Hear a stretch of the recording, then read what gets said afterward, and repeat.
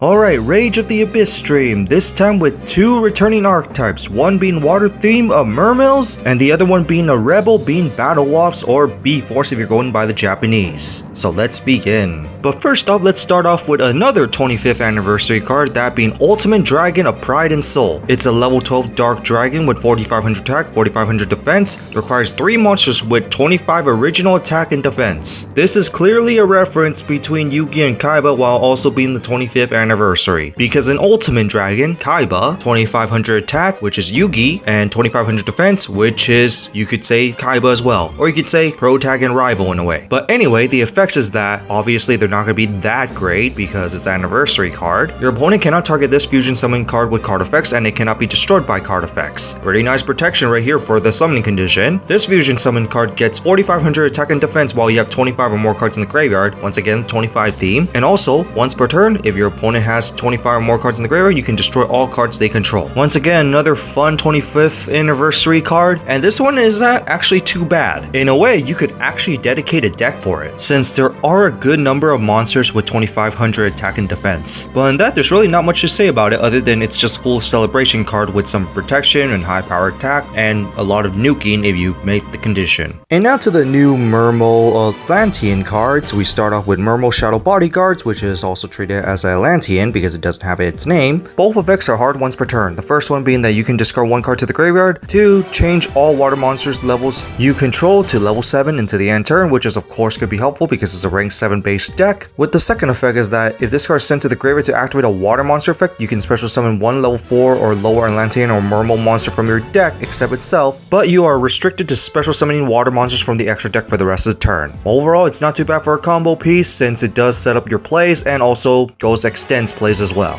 In which we go to Abyss Shrine of the Atlantean Spirit, which is also treated as a Mermail card. It's a level 3 1600 attack and defense water aqua, and has the effect where basically both effects are hard once per turn. The first one being you can tribute this card from your hand and 1 Atlantean and Mermail monster from your hand or field to take 1 level 7 fish, sea serpent, or aqua monster from your deck and either add it to your hand or special summon it, but you're restricted to special summoning water monster from your other extra deck for the rest of the turn. This is of course going to be pretty good because this is just basically direct special summoning one of your boss monsters from your deck. With the second effect is during your opponent's turn, quick effect, you can banish this card from your graveyard to discard 1 card to draw a card, which can trigger some of your water monster effects because when they're being discarded by a card effect activates. Overall, pretty decent card. And then to a new boss monster, Poseidra Abyss, the Atlantean Dragon Deity, which is a rank 7 water sea serpent monster with 3000 attack, 1800 defense, requires 3 level 7 monsters, and the effect is that once per turn you can exceed summon this card by using 1 Atlantean or Mermail exceed monster you control and transfer its materials to this card. So basically you don't even need to summon it the normal way. In which the main effects are, once per turn you can detach 2 materials from this card to send 1 water monster from your hand or deck to the graveyard to return up to 3 cards your opponent controls back to the hand. That's not too bad. With the second effect is that if this card exceeds summon and it's sent to the graveyard, you can discard 1 card and special summon 3 level 3 or lower fish, sea serpent, and or aqua monsters from your hand and or graveyard. This is overall not too bad. It basically just bounce some stuff back and also resets your play if this card ever gets removed from the field, and it could even be by your own abilities. Also, it's not too hard to summon this card considering that you can summon this on top of another monster technically, and it's a 3000 beater. So it's definitely a cool new addition. In which we go to Nebby Abyss, the Royal Mermail, which is a link 3 water sea serpent with 2400 attack, bottom left, bottom right, requires at least 2 monsters that includes a fish, sea serpent, or aqua, and the effects are, the first one is your opponent cannot target water monsters that this card points to with card effects, which is not too bad, with the second and third effect being hard once per turn. The first one being, if your water monster is sent to the graveyard to activate card effect, you can take 1 Abyss equip spell from your deck or graveyard and add it either to your hand or equip this card to it. That's not too bad, especially since you will have several equipped spells in this deck. With the third effect is that if this card is destroyed by your opponent, you can add 1 Atlantean or Mermail monster from your deck to your hand, which can give you some play recovery. Overall, pretty cool support, lets you basically just do more stuff while also giving some of your monsters protection. Finally, to the equipped spell, Abyss Sting of Trisnana. You can only activate one of these per turn, and the third effect is hard once per turn, but the first one is that you can special summon one Atlantean or Mermail monster from your hand or graveyard if you do equip this card to it. And the second effect is that if the equipped monster will be destroyed by battle or card effect, you can send this card to the graveyard instead, so it's a one-time protection. And the third effect is that you can banish this card from your graveyard to then target up to 3 fish, sea serpent, and or aqua monsters from your graveyard or banishment and shuffle them into the deck, which is basically good recycling right there. This is overall of course pretty decent because it's just your recovery play card and it's basically your reborn card, and the one-time protection added to it is also pretty nice. And now to the new B-Force or Battlewasp, which the first one is Battlewasp Raper of Furious, which is a level 5 wind insect monster with 1900 attack, 0 defense. Each effect is hard once per turn, with the first one being if you control no face-up monsters other than insects, you can discard one other insect monster to displace one Battlewasp Whim from your deck face up in your spell and trap card zone, then special summon this card from your hand. Also, you cannot special summon from your extra deck for the rest of the turn except for insects.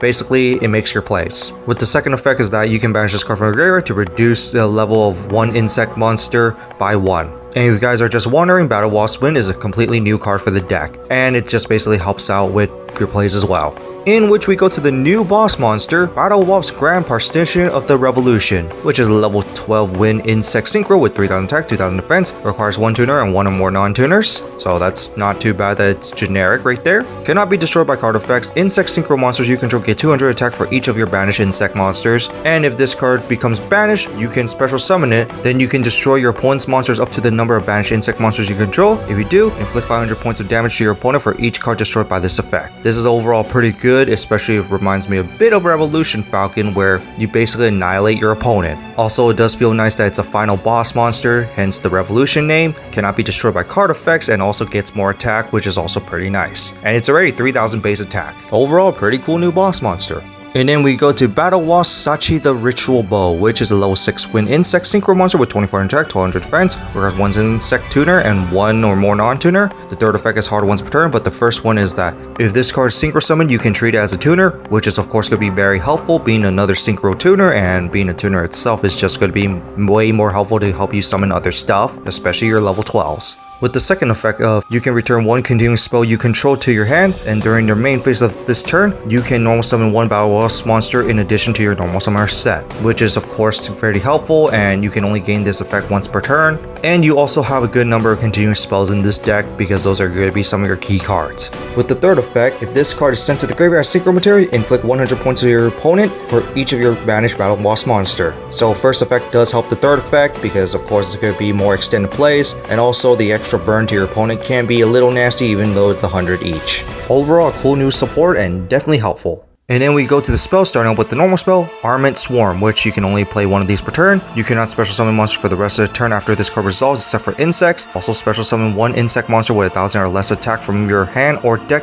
and if you special summon from your deck, send one card you control to the graveyard. This is of course going to be pretty helpful just to start up your plays, so obviously run this already. With the second effect is that if face up insect synchro monster you control is destroyed by battle or card effect while this card is in the graveyard, you can banish this card, then add one summon swarm from your deck to your hand. Just overall very helpful to basically start up your plays and basically extend your plays. Finally, Battlewasp Swim, which is a continuous spell, which is of course going to be helpful. You can only activate one of these per turn, and up to twice per turn. If a Battlewasp monster is no more special summoned to your field, you can target one of them, add one Battlewasp monster with lower attack from that one from your deck to your hand. So basically it's like the Blackwing Whirlwind. And of course this is going to be really good because it basically searches up your deck for any key pieces you need. With the second effect of once per turn, you can target one insect monster you control that has a level. If that card is being used as synchro material, you can treat it as a tuner. It can basically help you do more synchro plays because treating it as a tuner just in case you need it, and in some cases multi-tuning if you wish to do so.